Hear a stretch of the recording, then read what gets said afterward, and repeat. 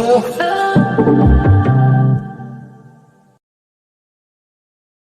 Good morning, good afternoon, good evening. This is more than just a preview. This is a one-on-one with Liverpool fan Aizaz Sheikh from the North End YouTube channel and many other things which we'll get into and have a conversation with him. I wanted to welcome Aizaz. How are you, brother? Good to see you. Yeah, you too, mate. I'm really good. Thanks for having me. Excited to be here, as always. Absolute pleasure. Absolute pleasure. It is your first time on Tottenham On Tour, which is a sister channel of the North End, which you've graced us with your presence on. It's been fantastic to have a proper Liverpool supporter on that we can get some good info from and have a real football chat. So we're going to do that tonight as well. We're going to have a bit of conversation about where you guys are as a club, how you ended up here, post where where you were, and the difference I think between your club and ours, and kind of where we were not too long ago in a very similar position, and how you guys have cracked on and we haven't. So a little bit of that, and then of course we're going to preview the game at the weekend, which has a lot of meaning for both teams. There's a lot going on there. So welcome to the channel. How are you, sir? I'm really good, mate. I'm really good. Obviously, being a Liverpool fan right now is a pretty blessed place. So yeah, life's good. Yeah, just a little bit. But yeah, I'm all good on that side, but also just you watching the game yesterday and just seeing what's happening in even the Europa League tonight and stuff. Like, football's just in a really, really good, exciting place right now. Really Maybe not for everyone, but I feel but I feel pretty blessed that it's our passion. Like with you, it's like our passion, and just want to talk to anyone and everyone about it. So happy to be here. Yeah, for sure. And I mean, I think you nail on the head there when it comes to where football's at right now. It is such a amazing time for football, especially since post-pandemic. I think everybody's kind of just taken it in, and it's even more intense because of how much we missed it the way we experienced it before. So absolutely loving it. I want to talk to you about Liverpool as a club. I sort of mentioned it on the intro. You guys sort of ended up, we were kind of in the same place at one point, where even a little bit above you. We had finished above you like a few times in the league, and Spurs were looking like we were kind of on the up. Of course, we were getting to the final, of course, playing you guys in the final and inevitably losing. It's an interesting track, and the difference between the way your club functions and the way ours does. I want to ask you a little bit about that. So how are you guys so good at recruitment? And the timing of that recruitment, and also who is in charge of, football director? Is it Klopp doing it, in charge of making sure you get the right profile player? Because I think one of the things that impresses me about Liverpool the most is the profile of the players that play at that club, and their attitude towards their role in the club as well, whether they're starters or whether they're off the bench. It's very impressive. So can you give me some background on that?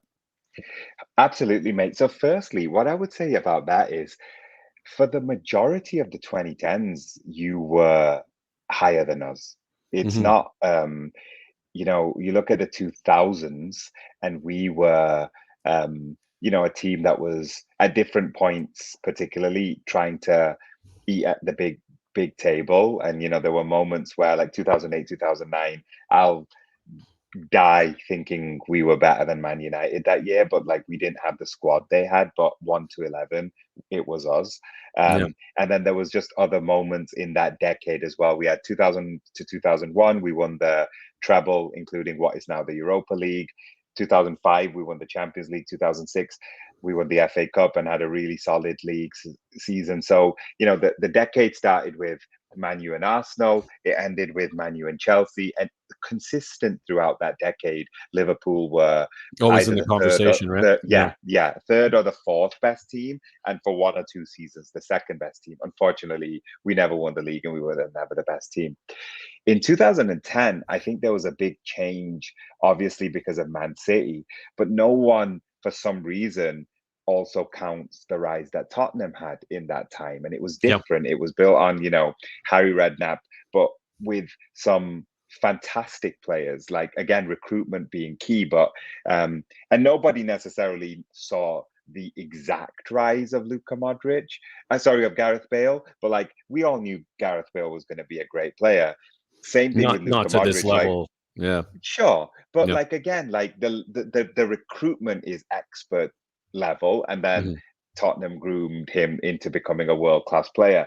Same thing with Luka Modric. Like when Tottenham bought Luka Modric, everybody was actually interested in him. Yeah, sure, Tottenham offered him to become like the mainstay of their central midfield, and maybe at that time Real Madrid or like an Italian giant or anyone else were like, yeah, you can compete with our top two midfielders. And he made the choice to come to Tottenham. But when he came to Tottenham, he took his skills onto another level and was Yeah. literally the best midfielder in the league at that time. Someone might write in the comments something else, but I don't think you'd have. I really don't think think you'd have so. disagreement on this channel. I Yeah, think that on would this be. channel, no. Yeah. Yeah. Maybe on the north end, but like on this channel, no. So, Yeah.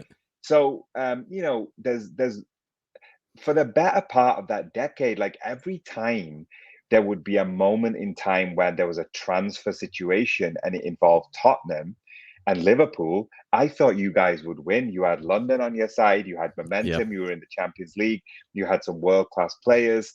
And then in 2014, you got Pochettino. 2014, was it?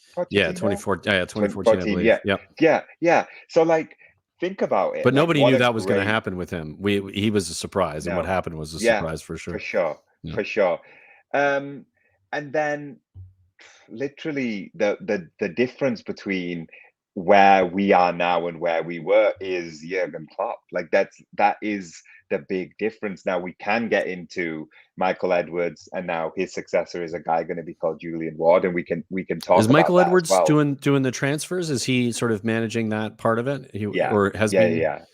Yeah. So when you watch Liverpool fans, and I do it too, like when you watch Liverpool fans talking about like the ridiculous net spend that this success has been built on. Yeah, Michael Edwards is a massive part of that. Like the like it's very difficult from this side of the club. Like we're not on the inside, like we don't know Yeah. who's making the phone calls, but like he is the person who gets credited with Right. Yeah. His being name is someone. on the Yeah, list. yeah, like he gets like ridiculous money for like Jordan Ibe and like Harry Wilson and all these people who we sold for a lot of money while we're buying Mohamed Salah for 30 million, Sadio Mane for 30 million, Mhm. Roberto Firmino for 30 million. Yeah, Michael Edwards is the guy who is credited with that.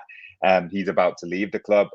I'm still not 100% sure what his destiny is. I know it's not Newcastle. Like that was one of the things that was being bandied around.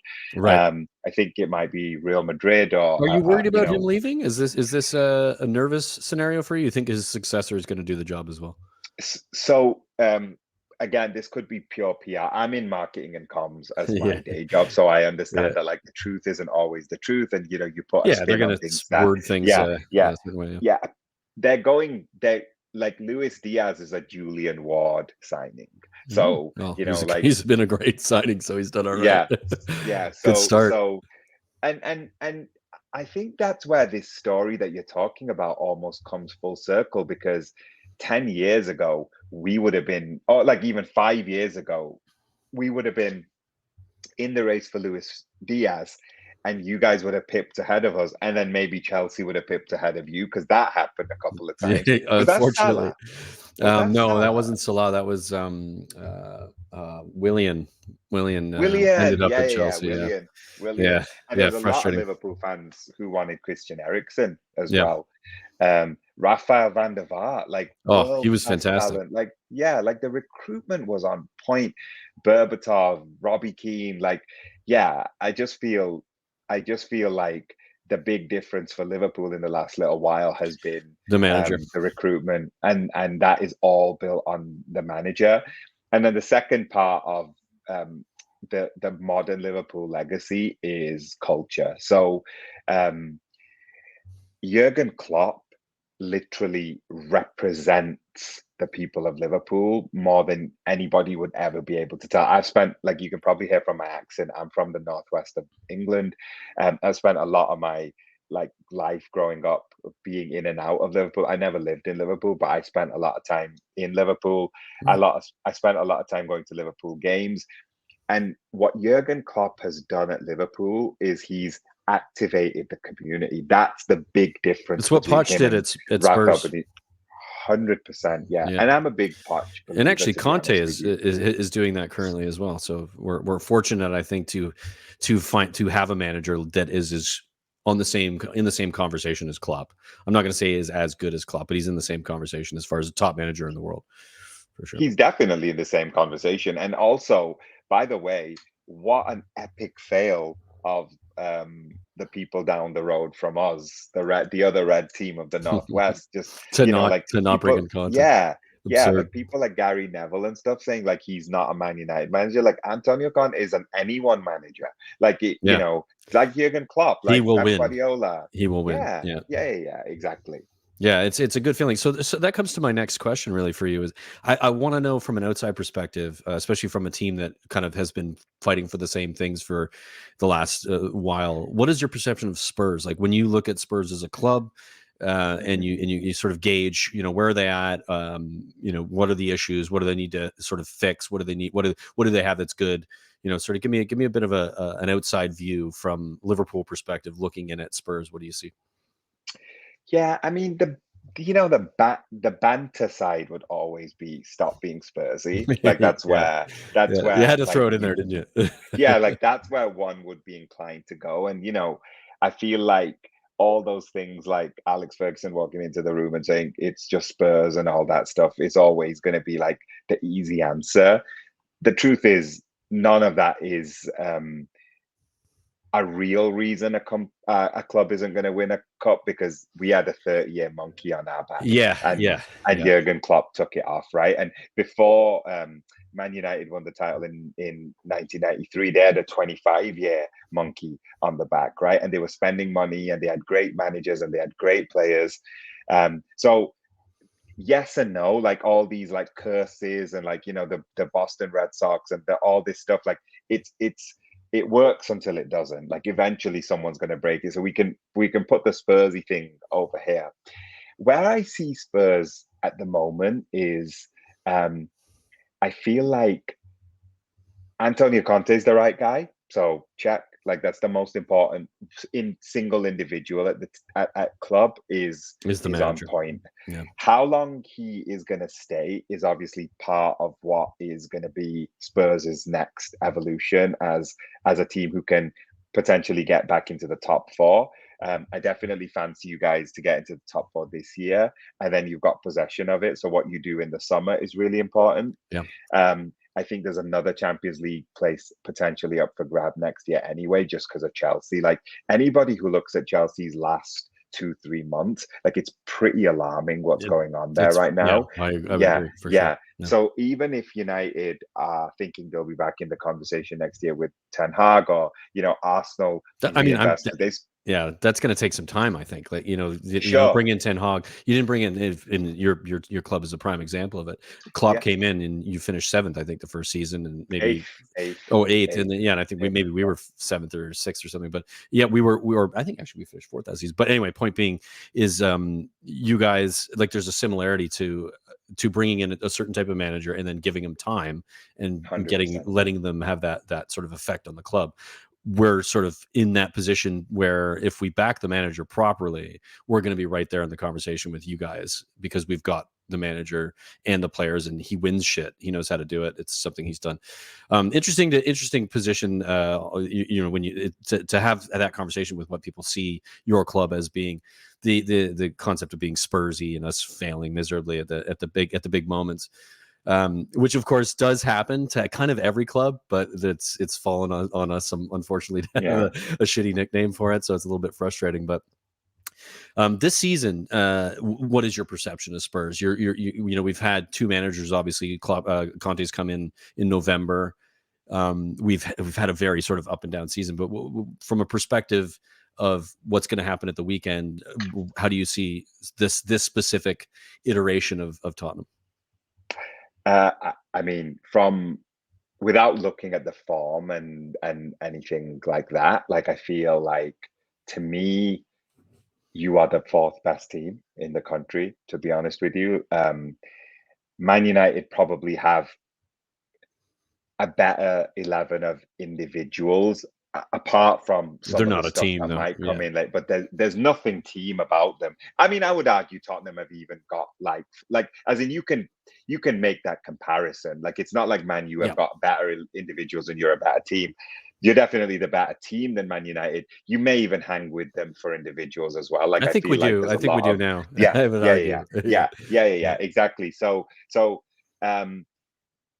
I just feel like Newcastle playing as well as they did from January and Chelsea not having a great 2022 means that I would say Tottenham are the third or the fourth form team as well. And For like sure. the two, yeah, so us and City are just, it's just stupid what Liverpool and Man City are doing. And we might never see consistency like this again because it's like the Messi Ronaldo thing where like we are geeing each other on to do this. Normally you have a bit of like room for maneuver, you have a bit of error wiggle room, I Yep. guess. So Yep. like you can drop some points along the way and still win the league. Get But away like with it. when Yeah. you've got exactly right. So um technically speaking, Spurs and even Arsenal, they're having like very good Premier League seasons. They just look really bad because the teams at the top are cracking 90 and Are that good? yeah, Yeah. yeah, Yeah. yeah, and sometimes 100 points. You know, like we've had seasons where City have cracked 100 points and just the number of goals both teams are scoring as well. So Tottenham should be really proud of what they've been able to do, particularly because um, they have changed manager halfway through. That's never a good It's sign, right? difficult That to means do. at Yeah. some point, yeah. But also turning around Harry Kane's season as well, because he wasn't good at the start. It looked like he was It's well, just not firstly, he wasn't even interested. playing. Yeah. Yeah. Just Then not he was interested. sulking like Yeah. crazy. And then the whole Son and Harry Kane thing is always dangerous. Like any team that sleeps on that is going to get punished as well. So yeah, like I'm not just saying it because I'm on this channel. Like I like the football you played. You've taken 6 points off Man City. Yeah. Like you've taken six It's points helped off you, Man right? City. Yeah, like Yeah. we owe if that you know me If you on guys the win the North league, you owe End, us a yeah, favor. and Palace, Yeah. Palace and Tottenham have both. The two Neither boat team has cities lost to bogey City. teams, right? Yeah. Yeah, Yeah. yeah, and City have got to play a couple, one more. Yeah, Wolves, which might be where they end up dropping a point. So yeah, no. Just to summarize what I think Tottenham are comfortably, in my opinion, the fourth best team based on this calendar year so far. If you include their manager, they actually might be the third best team. And people are going to say, if people non-Tottenham fans watch this, they'll be like, "What guy? What's this guy talking about?" I was actually talking in our Liverpool Toronto circles in December, being like, I thought then Chelsea were a little bit overrated. That was my opinion then. So Yeah. I think that, yeah, I think that the difference between Tottenham and Chelsea is a bit closer than people think it is. I would agree with that, especially like as you said in the calendar year in 2022, Spurs have had a very good record, other than the two blips there, which might have lost us getting that fourth place against Brighton and Brentford, and difficult situation to have been in control of getting into that fourth spot, to Mm-hmm. now sort of having to rely on maybe getting a point against you guys at the weekend, and that brings us to the weekend. I want to Yeah. chat a little bit about this. This is a preview, but I wanted to get a bit of history and sort of understanding of where you guys are and where we are. Is there anything about, and specifically talking tactics here? Is there anything about Spurs and the way we play that worries you as a Liverpool fan in how you play? Because I have a few. I mean, it's relatively obvious if you understand, a high line and a counterattack. It's sort of like, oh, you guys in City are kind of our favorite teams to play to some Mm-hmm. extent, because there is never going to be sitting behind the ball and soaking up pressure. That just isn't going to happen. You're gonna try to run things. Are you? What are you worried about when it comes to this game at the weekend? So before I talk about Tottenham, I do have to say um, the way Liverpool defend and just the statistics of how many times we've caught teams offside, it's not spoken of enough. I Like would for agree. some reason, people think that like VAR has something to do with this, or like no, like if this was a 1980s or 90s Italian team, everybody would talk about this offside trap as being like the best in the world, or like like they'd give it these superlatives. Somehow either because it's Liverpool or because it's VAR. Like there seems to be this like misunderstanding. We have like 50 more offside trap catches, I guess. I don't Than even know any what other the team? terminology is, than Man City, who are second, Oh, I believe. wow. Right. Yeah. So like I think but like I've not checked the stats recently, but I believe they're on 80 and I believe we're on 130, something like that. So it's not like it's actually what's the word? Like masterful the way Liverpool have done this. Now, everything has its antidote, right? And I do think that the way Spurs play is the one team in England. I'm sure there's teams on the continent, but in England, the one team I would fear, even with our offside trap, is Tottenham. And you've seen it in the last couple of years. So we've been playing this offside trap for the last couple of years. Apart from that what's it called, that half a season where we played with like literally two academy graduates and like a Injury, when you're Turkish injury guy stricken and there. yeah, Yeah. yeah, Yeah. yeah. So even earlier in that season, mate, Van Dijk was already injured by now, but I believe it was Matip and Gomez who played against Tottenham when we knocked you off the top of the league. That in that moment when Firmino scored the last minute goal, and that was the game when Jose came out and said the better team lost, etc. I Yeah. don't think the better team lost in like football, but in terms of like chances, like you guys could have beaten us 4-1, Yeah, 5-1 had that day, had Bergwijn right? taken his chances, there's a couple of moments. I Yeah, think he hit the post yeah, twice. yeah, It was yeah. He did, he did. Yeah, frustrating game from our yeah. perspective for sure. And I want to talk and a you've little bit. been Sorry, go ahead. Go ahead. sorry, mate. And you've been doing this for a few years, by the way. Like even during Poch's time, there's a really iconic moment where Virgil van Dijk defends two people on his own, and it was Sissoko running through. But like again, the fact is, not many teams ever have that situation. Cooley didn't score. Yeah, sure. It was peak Van Dijk, and I get all that, but like just to be in that situation, like we are never in the moment where people are attacking us 2-on-1. So like Spurs know what they're doing with this system, and just the way Kane's been dropping in as well the last few months and just like pinging it around. Yeah, we have to be really scared for that, and it's easier to do that away. By the way, like it's harder to do that at Oh, I Tottenham's agree. own Yeah, yeah, ground. because Yeah. it's mentality wise for sure. And to add to this offside trap situation, there's the one player in our team, and I think I forget the specific statistic for Heung-min Son. He has the least amount of offsides, and he's one of the Okay. best at managing a trap. If he ever gets called offside on a goal called back, it's usually by inches. He's rarely ever blatantly offside, so it sort of does play into it. It'll be interesting to watch that. Well, I look forward to our chat afterwards to sort of Yeah. see if that plays out, because I do think if we have a chance of playing, arguably right now, was one of, despite obviously being a rival fan, watching Liverpool is incredibly fun to watch as a team in the way they Hmm. play football. It's really, really great football. It's just like, holy shit, this is amazing. I hate that, of course, because it's not my team. Fair enough. But I, as you know, appreciate football on a lot of levels, and it's a fun watch. I think this game's going to be a lot of fun. I do you do you think you guys are, it's going to be dominated by Liverpool? Do you think how do you think the gameplay is going to go? Are you going to let us have the ball? Do you think we're going to, is that counterattack going to be on and we're going to sort of let you have the ball and counter? I'm curious as to your thoughts, sort of tactically speaking, how this plays out. We won't change our system, not at this point. Yeah, Like I probably just not. think there's too much momentum and muscle memory at this point to like keep going the way we are. Yeah. Yeah, so I think we'll have the ball. I think we'll be wasteful like we always are. There'll be moments where um there'll be Try moments a lot, where right? You guys always try a yeah, lot. yeah, yeah, and it's like Yeah. high intensity, and it's not like what it because Jurgen Klopp's first ever game was against Tottenham, actually, and like that heavy metal football is not what we are now because we're Yeah, actually so much you've better in tamed possession. quite a bit. Yeah. Yeah, yeah, and we're so much better in possession. But the way Liverpool, like the way Liverpool get the ball back from an opposition team is to actually try to score. Like it's not just to get possession back. Like there are some It's teams who do the pressing. take it, score. Yeah. Yeah, so You that's do it the really big well. It's thing. annoying. Yeah, yeah.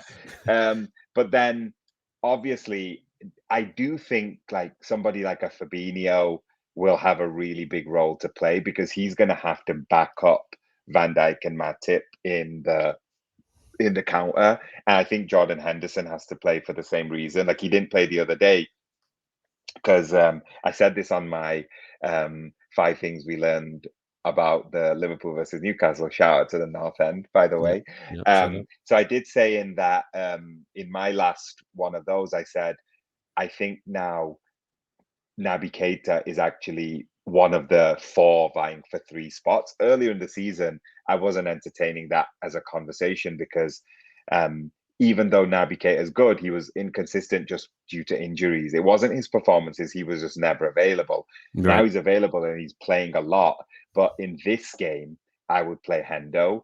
I would play Henderson, Fabinho, and Thiago. Let Just that Thiago be the guy head, who right? dictates thing. And the covering. I think that, like, we're going to need to have people who are running backwards as well, because Trent and Robbo are going to be bombing on, and that just leaves such a big gap, particularly the way Tottenham play. And, all you need is Kane to drop in and just like Sonny on discombobulate the that whole side thing. of Trent, though, Trent deservedly so gets a ton of props for his being one of the best left backs in the world at the moment. But defensively, do you think he struggles with a little bit of that? I do find himself like he was a bit lazy in against Villarreal when they scored a goal. He's kind of standing there caught watching, and you're thinking this is supposed to be one of the best left backs. And he's sort of ball watching rather than defending against a player like Heung-min Son. Is that the that's got to be a bit worrisome that that side of the pitch is we're going to target it for sure. Trent's right back, right? So is that the side that Son plays on? You're thinking about Andy Robertson. I am thinking about it. I don't know why I was going the other side of it. Yeah. Oh, you know what? You're fine. You just got to deal mate? with Kulishevsky. You'll be all right. Yeah. No, sorry about that. What it is, mate? No problem. You know what? But it does. It actually, you accidentally hit on a point, which is Trent's actually a pretty good defender. Honestly, like, it's just such a cliche at this point. But yeah, there were moments when he was young. Like, there was one game particularly, for example, against Man United, where Marcus Rashford got like dominated him for one game. So that was literally in his first season. Are there games like, for example, last year when we had that makeshift defense, Vinicius, who we just saw again, what he did this week, like, he's just a live wire. Yeah, when Trent's actually in, like, now I have to go and help attack mode, he's not the defender of like a typical like Stuart Pearce kind of left back that's like a left back defender. And Andy Robertson's had a great season. I do think he looked really tired and leggy against Villarreal. He also got sent off in the first game against Tottenham as well, which was a legit red card. I remember that. Yeah. It was a legit red card. I just think Kane should have been sent off as well. But anyway, it is a fair point. I think you looking back on it, I think most honest people would say that Kane should have been sent off in that game. Interesting. Tactically speaking, Spurs played 3 in the midfield in that game. We played 3 at the back and 3-5-2. But we don't currently have the players. We haven't played a 3-5-2 since that game. I don't see us necessarily doing that. I hope we do. I hope that there's more, because the more control of the midfield, because that 4-3-3 that you guys have, and those 3 in the midfield, they're dominant. They're really good on the ball. They're like football brain is really, really good. And I don't know that our 2 midfielders are going to be able to manage. So I'm very nervous about that. Onto the score line and the prediction of sort of what you think we might see there. We haven't won in Anfield. I think I forget the last time it was, but it's been 5 times in total in history, not Premier League history, but in history total, that we've won at Anfield 5 times, and the last time was forever ago. Do you think you see yourself dropping points? Do you think like any points? Do you think Spurs get a draw here, or do you think it's dominant from Liverpool and comfortable? I don't think it's comfortable. I think this is the last like really hard fixture for us. And I actually think we had 4 on a row, because anybody can talk about how bad United have been. Anybody can talk about how bad Everton have been, but it's like, it's our boat. Like, it's our grudge matches. You have to show up and win those games. So then we followed it up against Newcastle. That was literally the 3rd best team in terms of form. And I was shocked when I was like, look, as the game was approaching, and I was like, wait, how many wins did they have in a row? Like, it's just not possible that Newcastle have that many wins, and they did. and then the last one is Tottenham. I think we had 4 difficult games in a row. I do think that this was the one where I was like, we have to get over this hump, and then I can potentially start to be like, okay, maybe someone does us a favor. Until we pick up all 3 points against Tottenham, I still have this little piece of me saying, hopefully, City dropping a point somewhere, we can actually benefit from it. So, will it be comfortable? No. I do have to back Liverpool though right now. I'm not just saying that blindly. Like I feel like Yeah, you have to. it You have to. I mean, yeah, yeah, I back at Liverpool, home even as though well. Yeah, I'm gonna predict a draw, because that's as much as sure. I'm unrealistically I'm gonna give myself that, because as a fan, as you know, you support your club. You're gonna. Yeah, It's hard to say they're gonna lose. We yeah, desperately need a point. Like even yeah. losing to Liverpool and not getting any points this week, and if Arsenal go and win and beat Leeds, we're that fourth spot looks very, very difficult to attain. So I'm nervous about it, but I do think there's a chance if we can somehow get in behind and score early. Um, Score prediction from you. I want to get a number, and be generous if you can. Oh no, to be honest, I will take a 1-0, but I think it'll be 2-1. I don't think we'll keep a clean sheet against um just the Tottenham attack in general. Um, I don't think we're going to get loads of goals either. Like clearly, we're going to be a bit leggy. We've got a quick turnaround again from a European game, not as quick as last week, which was literally You got a Wednesday bit, to yeah. You got Saturday another morning. day at least. This is Yeah, yeah, this is like Tuesday to this is like it's Tuesday Saturday. to Saturday evening. But then we've got another emotional game on the other end of that, which is Gerrard. Like we play Aston Villa right after Right, Tottenham, right. so there's At going to be Anfield so as much. well. No, that's not It's away. Anfield. So Okay.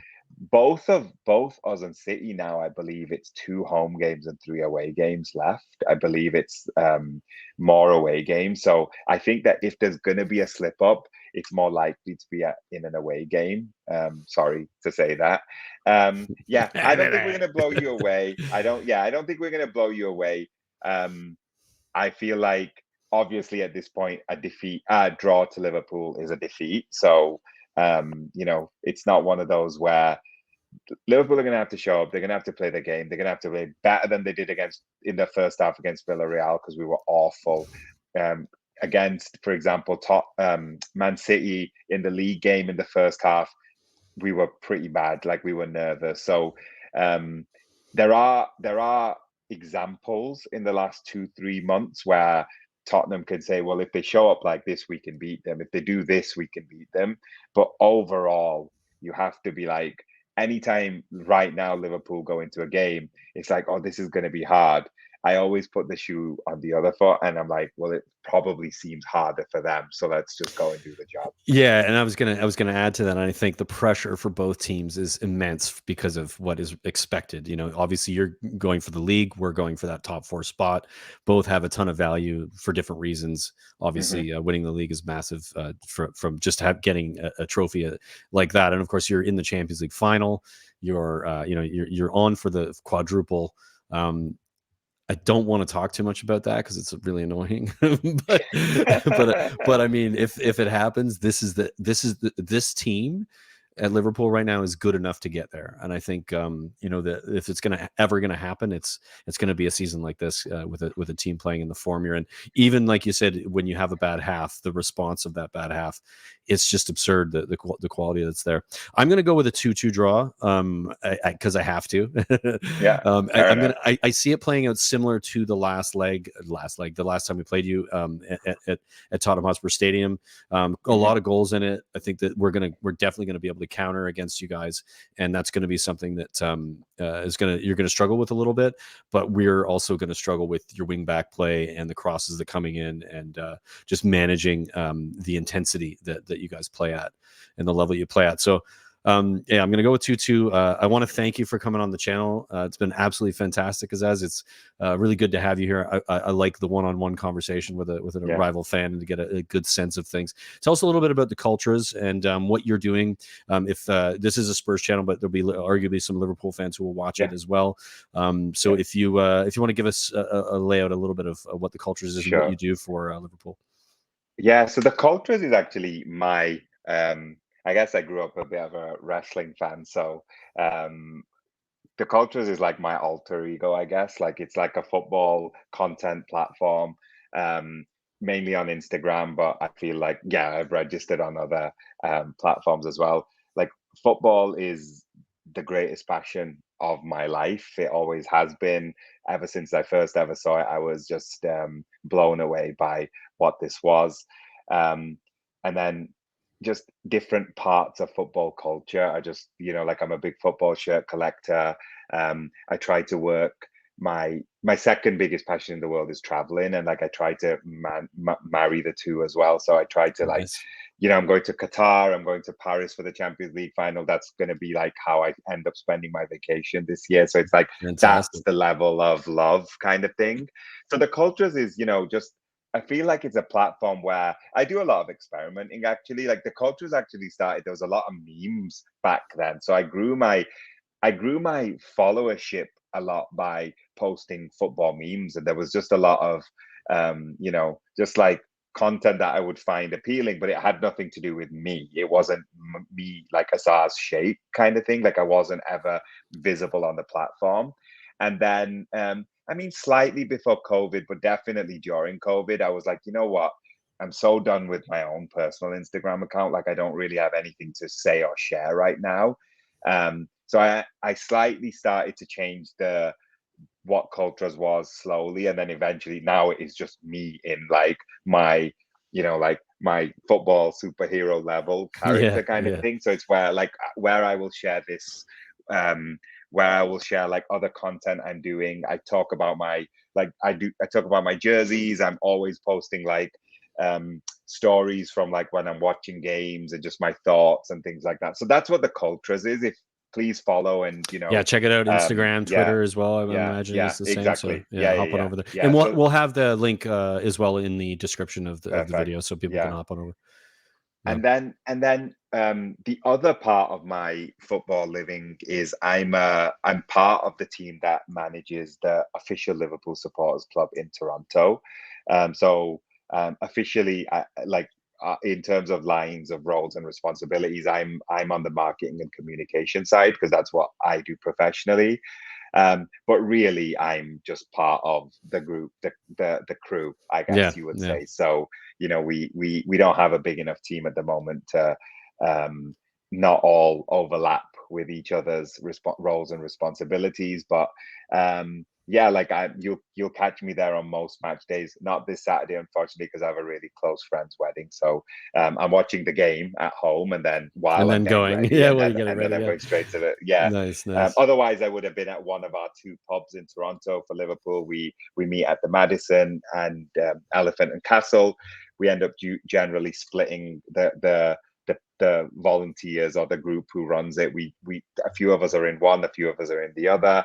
Um, and then I am one of the regular contributors on. We have a weekly show, which is kind of how we met actually, because Yeah. Reagan introduced us based Mhm. off the work I was doing there. So I'm one of the three regular guys, and then we usually have someone from the Liverpool FC Toronto community on as the guest, and we do a weekly show usually on Wednesdays or Thursdays, and basically a bit of recapping the week, a bit of whoever we've brought in for the week, asking them how they became a Liverpool fan, like how they found the club, just getting Nice. their origin story and stuff as well. So yeah, I do a bit of that, and then lastly, of course, and this overlaps more into the Cultures than to Liverpool. So I should have said this earlier, but then I'm currently loving being part of your network on the North End, and just doing the 5 things we learned. And as much as I can, I'm also trying to be on the reviews and previews show, but like it's just been a bit busy with me starting a I new job think and we just a haven't done few one things at the in like a moment. week and a half, so Yeah, I think we're all a little bit yeah, busy. It's been, yeah. things going back to normal, people going back to work. I'm back to work. I'm super busy, so Hmm. the extra time you sort of get to spend mucking around on YouTube goes away a little bit. Yeah, So yeah. we'll get back to that. But it's been an absolute pleasure having you on, man. I really appreciate it. It's been a pleasure getting to know you. It's been a pleasure on the North End as well, and of course getting you on the TOT show, Tottenham On Tour, to talk about the game of the weekend. Fantastic stuff. Looking forward to hopefully having a good chat about a Spurs win next time we see Yeah. each other. But I'm doubtful of that. But one can hope, right? Cheers Well, for being here, brother. well, book me in now for next week. Let's make the date like, like Yeah, Tuesday, yeah, we'll do a Wednesday. Like, review. let's We'll do a figure review that show. out. I Yeah, agree. Let's do it. Let's 100%. let's do a review show. Maybe we'll look at it like a Monday or Tuesday. So if you're watching this, you've made it to the end of this video. Hopefully you have. Tune in next week when we talk about what we saw, how we felt about it, and hopefully it's a Spurs W. But yeah, absolute pleasure, brother. You Fantastic too. stuff. Always, mate. Thanks Yeah, for having me. we'll see you soon. Cheers.